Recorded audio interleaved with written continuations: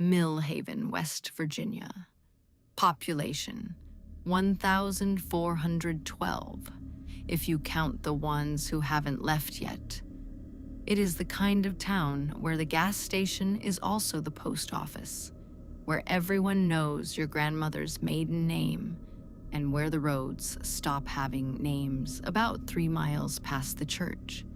Nobody here locks their doors, not because they trust each other, but because they stopped believing doors would keep anything out. That changed on a Tuesday in October, the kind of October where the leaves don't just fall. They drop, like they're trying to get away from something. Tommy Hale was 9 years old. He had a gap between his 2 front teeth, a red rain jacket his mother bought him at a church sale, and a habit of naming every stray dog he met. On that Tuesday, Tommy walked home from school along Miller's Creek Road, the same route he had walked 400 times before. He never arrived. My name is Sarah Reeves. I'd been a cold case detective for 11 years by the time my captain called me about Millhaven. He said, "Sarah, it's a missing kid. Local sheriff's in over his head. Drive up there." He didn't say. The sheriff had already stopped looking. He didn't say 4 other children had gone missing from that county in the last 12 years. He didn't say any of that because he thought I wouldn't go if I knew. He was wrong. I would have driven faster. I arrived at the Hale house at 8:15 on a Wednesday morning. Ellen Hale met me at the door before I knocked. She had been awake every minute since Tuesday. I could tell by her eyes. They were the eyes of someone who had looked at the same dark ceiling for 18 hours and found nothing good there. She handed me a photograph of Tommy without me asking. She had been holding it. Red jacket, gap-toothed smile. A stray dog at his feet.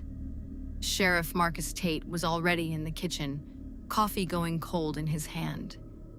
He was a big man, the kind of big that used to mean strong and now meant slow. He shook my hand and said, "We'll find him?"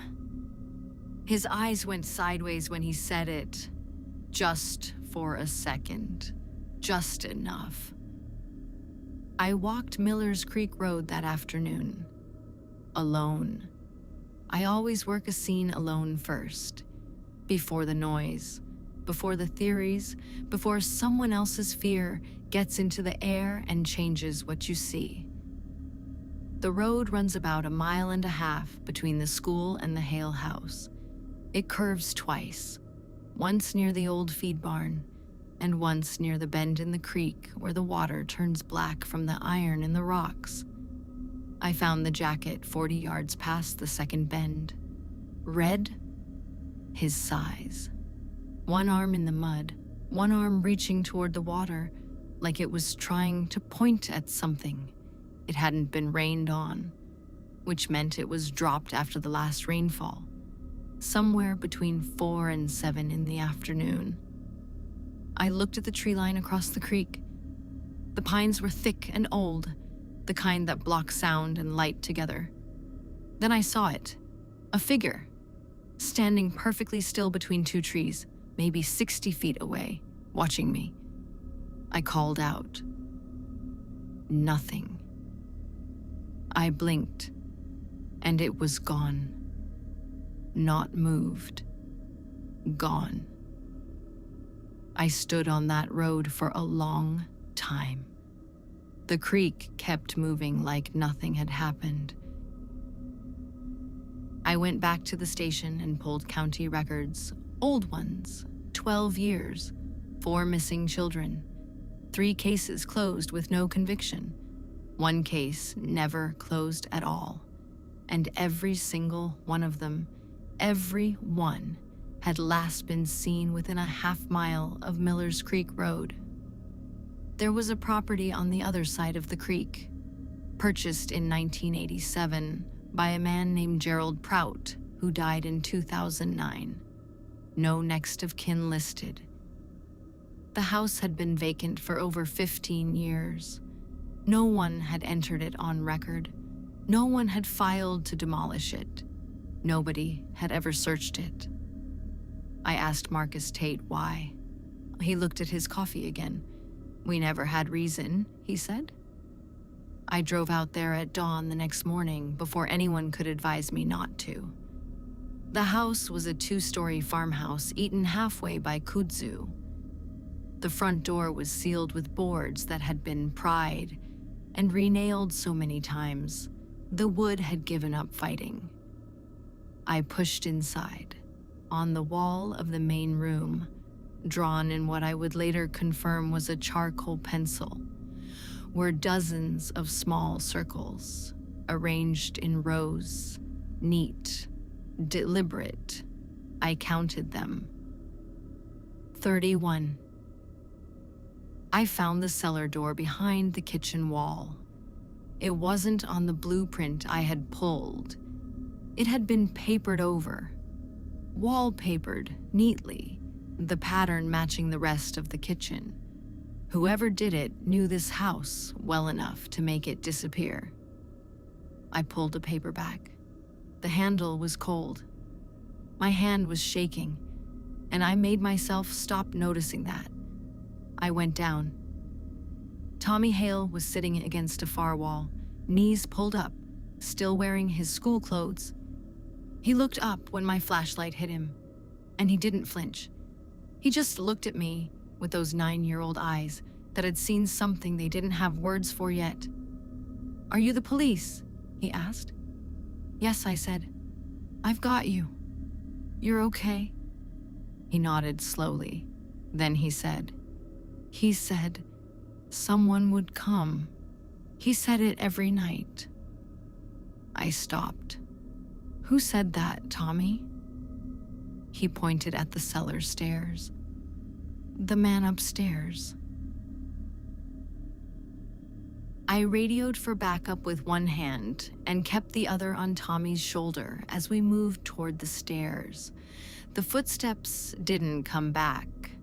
When we reached the ground floor, the front door was open. The boards that had sealed it were laid neatly on the porch. Not broken, not torn. Placed there, like a greeting or a goodbye. Sheriff Marcus Tate arrived 12 minutes after my call. He came alone.